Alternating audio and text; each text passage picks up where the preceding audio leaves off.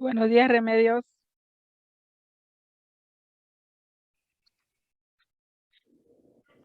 Buenos días, maestra. Buenos días, Remedios. Pues vamos a iniciar nuestras actividades de esta sesión de esta semana número 2. No sé si ya por ahí ya estuviste analizando las actividades que tenemos de esta semana. Por el momento no, maestra, hasta hoy me aplico. Perfecto, no te preocupes. Entonces vamos a iniciar, voy a iniciar compartiendo el material si te parece bien, ¿sale? Gracias.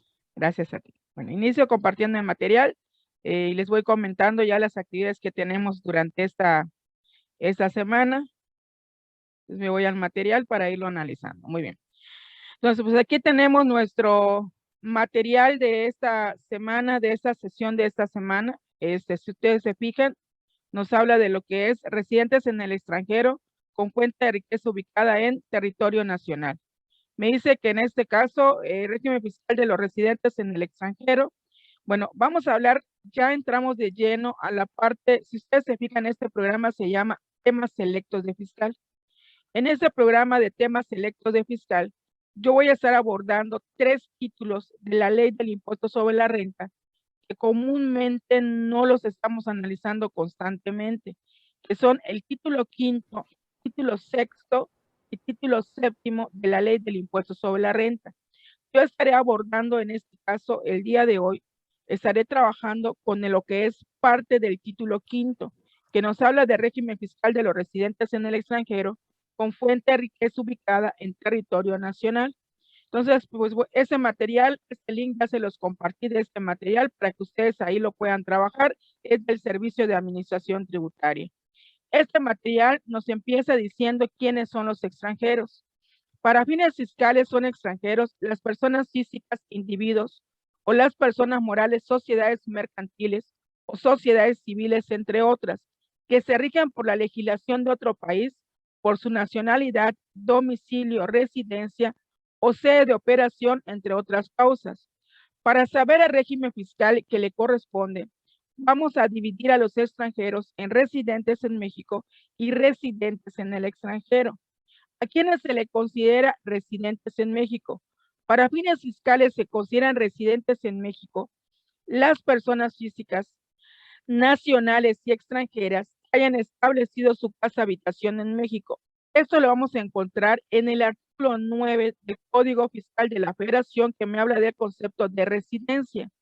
Me dice, cuando también tengan casa habitación en otro país, se consideran residentes en México si en este país tienen su centro de interés vital, es decir, que más del 50% de los ingresos anuales de la persona física proceden de fuente de riqueza ubicada en México, o bien que el centro de sus actividades profesionales está ubicado en territorio nacional, entre otros casos. También se consideran residentes en México las personas físicas de nacionalidad mexicana que sean funcionarios del Estado o trabajadores del mismo, incluso cuando su centro de interés vital se encuentra en el extranjero. En el caso de las personas morales, sociedades mercantiles, asociaciones, sociedades civiles, entre otras, que hayan establecido en México el principal asiento de su negocio o su sede de dirección efectiva. Se presume que las personas físicas de nacionalidad mexicana son residentes en México, salvo prueba en contrario de que sean residentes en otro país. ¿Cuál es esa salvo prueba en contrario? Cuando las personas físicas o morales van a dejar de ser residentes en México, cuando presenten un aviso ante cualquier módulo del Servicio de Administración Tributaria dentro de los 15 días anteriores a aquel en el que ocurre el cambio de la residencia fiscal. ¿Cómo deben tributar los extranjeros residentes en México?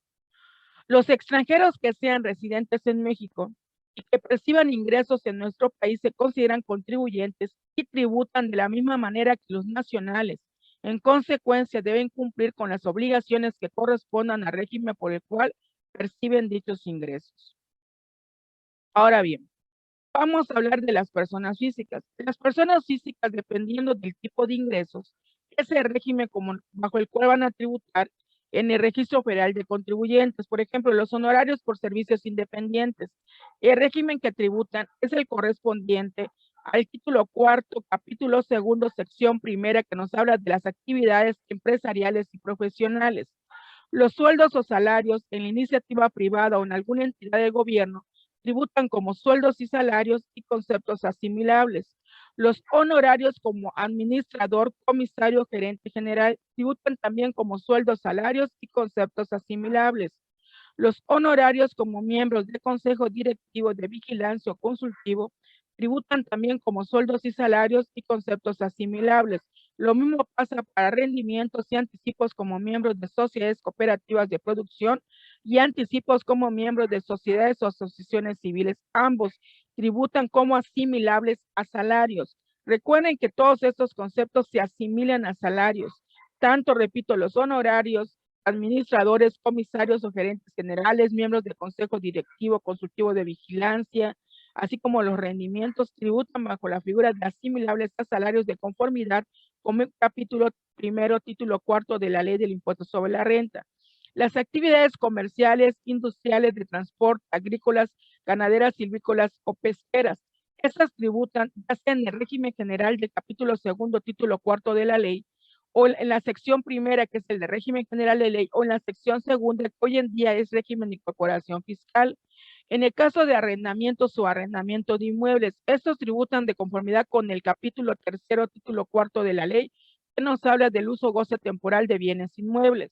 Después vienen intereses pagados por personas del sistema financiero, ya sea, en este caso, instituciones de crédito, bancos, casas de bolsa, sociedades de inversión. Estos tributan de conformidad con el capítulo sexto relativo a ingresos por intereses. Hablemos ahora de las personas morales. Las personas morales que sean residentes en México van a tributar según su actividad o objeto social en cualquiera de los siguientes regímenes. Personas morales, régimen general de ley, es decir, las sociedades mercantiles y en general todas las que no estén consideradas como personas morales con fines no lucrativos, estas tributan de conformidad con el título segundo de la ley de ICR. Las personas morales con fines no lucrativos tributan de conformidad, repito, con lo que es de este caso, título tercero de la ley de ICR. ¿Qué personas se consideran, por lo tanto, residentes en el extranjero? Para fines fiscales se consideran residentes en el extranjero las personas físicas nacionales o extranjeras que no tengan su casa habitación en México. No obstante, si tienen su casa habitación en México, se van a considerar residentes en el extranjero si en este país no tienen su centro de interés vital, es decir, si más del 50% de los ingresos anuales que perciben no proceden de fuente de riqueza ubicada en México, o bien si su centro de interés o de actividad profesional no está ubicado en territorio nacional. Si las personas morales, sociedades mercantiles, asociaciones y sociedades civiles que no hayan establecido en México el principal asiento de su negocio o su sede de dirección efectiva.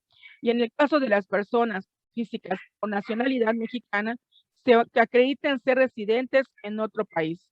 ¿Qué impuesto pagan los residentes en el extranjero? Bueno, en México pagan para empezar el impuesto sobre la renta. Dice, los residentes en el extranjero con establecimiento permanente en México están obligados a pagar el ICR por los ingresos atribuibles a dicho establecimiento permanente. Asimismo, pagarán el ICR respecto de los ingresos que procedan de la fuente de riqueza ubicada en territorio nacional, cuando no tengan un establecimiento permanente en el país o cuando teniéndolo, dichos ingresos no se le atribuyan a ese establecimiento permanente. El IVA, en caso de obtener ingresos por enajenación de bienes o arrendamiento de bienes inmuebles distinto a casa habitación, sí se debe de pagar en este caso el IVA. Los bienes inmuebles se rentan amueblados o se trata de hoteles o casas de hospedaje, también se paga el IVA. El YETU, recuerden que el YETU ya fue en este caso ya abrogado, por lo tanto ese ya no lo pagan los residentes en el extranjero. ¿Cómo se pagan estos impuestos? Los extranjeros obligados al pago del ICR en México cumplen generalmente con esta obligación cuando la persona que les paga les retiene dicho impuesto y lo entera al servicio de administración tributaria. En este sentido, las personas que sean residentes en México o residentes en el extranjero con un establecimiento permanente en el país hagan pagos a residentes en el extranjero, están obligados a efectuar la retención de este impuesto. En el caso en que la persona que haga los pagos no esté obligada a efectuar la retención, los contribuyentes que perciban los ingresos deben de hacer el pago directamente ante el Servicio de Administración Tributaria a través de los bancos autorizados. Y bueno, viene por las formas y fechas de pago. Cuando la persona que haga los pagos retenga el ICR, lo deberá enterar mensualmente a más tardar el día 17 del mes siguiente en el que efectuó la retención. El entero se va a hacer ya sea por internet o ventanilla bancaria. Cuando el pago lo debe efectuar el contribuyente que percibe el ingreso, lo hará ante las oficinas autorizadas dentro de los 15 días siguientes a la percepción de dicho ingreso. Empecemos a hablar de los ingresos que obtienen los residentes en el extranjero con fuente de riqueza ubicada en territorio nacional de conformidad con lo establecido, repito, en el título quinto. Se consideran dentro de este concepto los ingresos por salarios y demás prestaciones derivadas de una relación laboral, incluidos los tiempos extras y prestaciones adicionales, indemnizaciones, jubilaciones, pensiones, seguros de retiro, gratificaciones, entre otros. Tratándose de los ingresos por salario, se considera que la fuente de riqueza se encuentra en territorio nacional cuando el servicio se presta en el país. El mismo título quinto establece cuáles son los ingresos exentos relacionados con el concepto de salarios. Y dice, no se va a pagar el ICR por los siguientes ingresos. Los primeros 125,900 pesos obtenidos en el año de calendario de que se trata. Es decir, si en este caso el residente en el extranjero tiene ingresos que no excedan de los 125,900 pesos, en automático ese residente en el extranjero, vuelvo a repetir, si no excede de los 125,900, se va a considerar un ingreso exento. Dice, los ingresos pagados por residentes en el extranjero, personas físicas o morales, que no tengan establecimiento permanente en el país o que teniéndolo, el servicio no esté relacionado con dicho establecimiento, siempre que el estancia del prestador del servicio en territorio nacional sea menor a 183 días naturales consecutivos o no, en un periodo de 12 meses. La tasa del impuesto. Se va a aplicar la tasa del 15% cuando los ingresos por salarios excedan de 125,900 y no sean superiores a 1,000,000. Cuando los ingresos percibidos excedan de 1,000,000 de pesos, se le va a aplicar la tasa del 30%. Entonces, para ver, a ver si entendimos bien. El momento yo de poderlo considerar, yo tendría que considerar lo siguiente. ¿Qué me dice esta disposición? Esta disposición a mí me dice que en este caso, por los ingresos, vámonos acá, ingresos por salarios.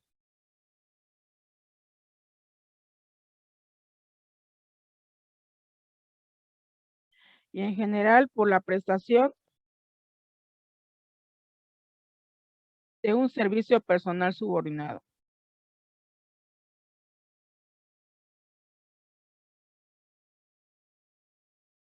Me dice, si el ingreso va de 0,01 hasta 125,900 pesos, ¿sí? Esa es la primera capa. Quiere decir que este ingreso se va a considerar como un ingreso exento. Si el ingreso va de 125,900.01 hasta 1,000,000 de pesos, me dice que le voy a aplicar en este caso una tasa del 15%, de conformidad con la lectura que estamos haciendo ahorita de los residentes en el extranjero. Y ya posteriormente me dice, en el caso de residentes en el extranjero, me dice, cuando los ingresos percibidos excedan de 1,000,000 de pesos, se va a aplicar la tasa del 30%. Entonces aquí me dice que cuando el ingreso sea de 1,000,001 en adelante, la tasa de retención será del 30%. Aquí, ¿qué es lo que caracteriza a este? En este caso estamos hablando del título, no se les olvide, título quinto de la ley del impuesto sobre la renta. ¿Qué es lo que lo caracteriza? ¿Qué caracteriza este título quinto?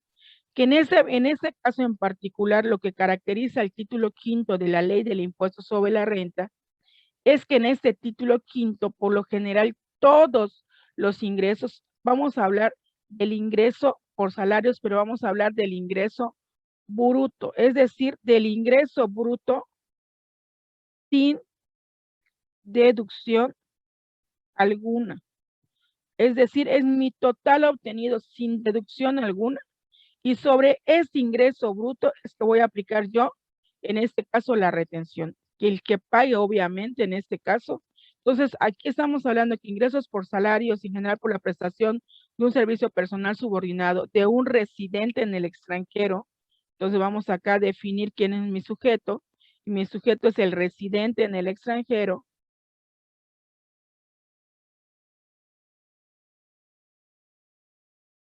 Con fuente de riqueza ubicada en territorio nacional. ¿Sí? Y como ustedes pueden observar, tenemos, si los ingresos fluctúan de 0.01 en adelante hasta 125,900 pesos, el ingreso se va a considerar exento. Si fluctúa de 125,900.01 hasta 1,000,000, la tasa es del 15% por el excedente. Eso es lo que me dice la disposición. Por el excedente tendré yo que efectuar la retención.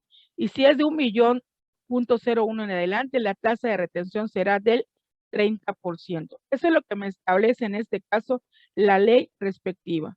Si continuamos con el análisis de este título, me dice, ¿cómo se va a pagar el impuesto? El empleador o patrón que efectúe los pagos es el que deberá efectuar la retención del ICR y enterarlo ante el Servicio de Administración Tributaria a través de los bancos autorizados. Cuando el patrón no está obligado a retener, el contribuyente que obtenga los ingresos calculará y pagará el ICR mediante declaración que presentará más tardar dentro de los 15 días siguientes a la obtención del ingreso. Las personas físicas residentes en el extranjero obligadas al pago del ICR en los términos arriba indicados pueden optar por efectuar el pago del citado impuesto en cualquiera de las formas siguientes, mediante retención y entero que les efectúe la persona física o moral residente en el extranjero que realiza los pagos por concepto de salarios, para lo cual dicha persona debe presentar ante el SAT un escrito libre, una solicitud de inscripción al RFC de SAT como retenedor, mediante entero que realice la persona residente en México en cuyas instalaciones se prestó el servicio personal subordinado, y mediante entero que realice el representante en el país del residente en el extranjero que asuma la responsabilidad solidaria del pago del impuesto a cargo de dicho residente en el extranjero. El ICR a cargo que se paga en cualquiera de las opciones señaladas se debe enterar ante el Servicio de Administración Tributaria a más tardar el día 17 del mes posterior al que corresponde el pago. Pensiones y jubilaciones.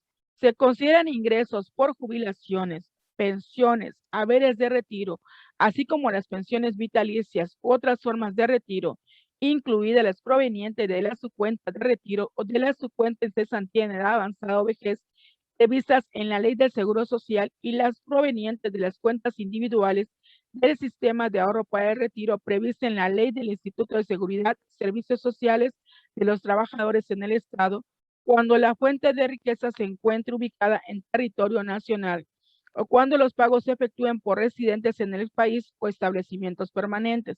Lo mismo, vean ustedes para pensiones y jubilaciones. Lo mismo que para salarios. Tendrán exento los primeros 125,000 pesos y después de ahí, si exceden de 125,900 hasta 1,000,000, se les aplicará la tasa del 15% y la tasa del 30% cuando exceda del 1,000,000 de pesos. Entonces, si regresamos a nuestro cuadro que estamos trabajando, entonces si nos vamos a pensiones y jubilaciones, entonces tenemos exactamente lo mismo que venimos analizando, exactamente igual que salarios. Vean ustedes, aquí lo mismo va a pasar. Cuando el ingreso por pensiones y jubilaciones fluctúe de 0.01 hasta 125,900, se va a considerar ingreso exento. De 125,900.01 hasta 1,000,000, se le aplicará la tasa de retención del 15%, y de 1,000,000.01 en adelante, la tasa de retención del 30%. Vean ustedes entonces lo que dispone en este caso lo que es el título quinto de la Ley del Impuesto sobre la Renta para que nosotros tengamos presente. Entonces, aquí En el caso de pensiones y jubilaciones, lo que lo caracteriza, vuelvo a repetir, es precisamente en esta disposición la opción de la retención que establece la disposición misma. Entonces, si continuamos nosotros analizando, nos dice cómo se paga el impuesto, dice las personas que efectúen los pagos a que se refiere este artículo deberán realizar la retención del impuesto si es residente en el país o residente en el extranjero con establecimiento permanente en México. Después viene ingresos por honorarios. Se consideran ingresos por honorarios los percibidos por prestar servicios profesionales independientes, tales como médicos, de administración, financieros, contables, de arquitectura, de ingeniería, informáticos, de diseño artístico, deportivo, de música, de canto, entre otros. Tratándose de ingresos por honorarios, se considera que la fuente de riqueza se encuentra en territorio nacional, siempre y cuando el servicio se preste en el país. Dice, se exceptúa el pago del ICR, los ingresos por honorarios pagados por residentes en el extranjero que no tengan establecimiento permanente en el país o que teniéndolo el servicio no esté relacionado con dicho establecimiento, siempre que la estancia del servicio en territorio nacional sea menor a 183 días naturales, no necesariamente consecutivos en un periodo de 12 meses. La tasa de retención para honorarios es del 25%. Ahí no es como sueldos y salarios y pensiones. Ahí es de la totalidad que se le pague, se le va a retener el 25% por concepto de honorarios. Únicamente va a considerar ingreso exento siempre y cuando se demuestre que la estancia del prestador del servicio en territorio nacional fue menor a 183 días naturales, no necesariamente consecutivos, en un periodo de 12 meses. Entonces, si nos vamos a nuestro cuadro, entonces aquí ya tendríamos honorarios. Y en el caso de honorarios, pues ya dijimos que vamos a aplicar, aquí es de 0.01 en adelante. Aquí no hay, si se fijan, capas de ingreso como en el caso de salarios, aquí sería de 0.01 en adelante. Igual recuerden que siempre va a ser sobre el ingreso total obtenido, es decir, el ingreso bruto sin retención alguna. Y aquí tenemos que la tasa de retención va a ser del 25%. Entonces tenemos una tasa, repito, tasa de retención del 25% para el caso de honorarios.